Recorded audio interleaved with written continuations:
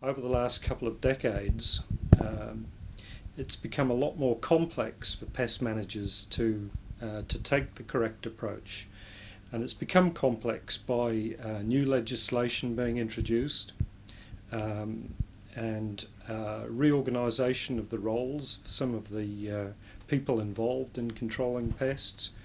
The development of a lot more options for controlling pests. So the pest control product industry has developed quite a lot in the last couple of decades. And generally there's a lot more interest in both the impacts of pests and the ways of controlling them.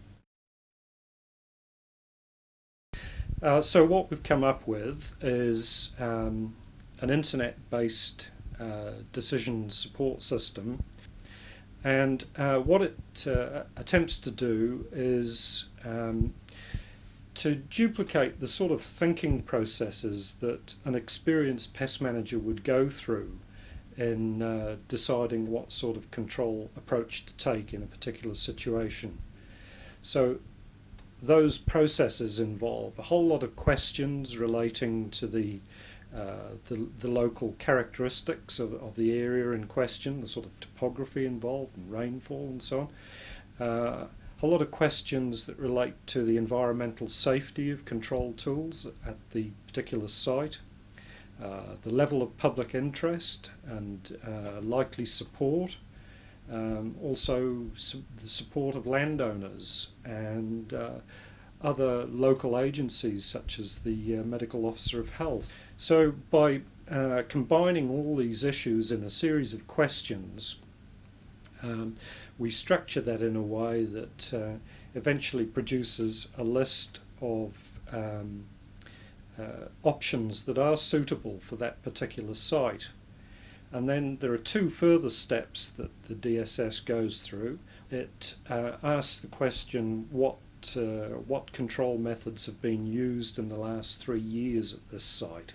And then finally we ask for cost estimates for the different tools that are recommended.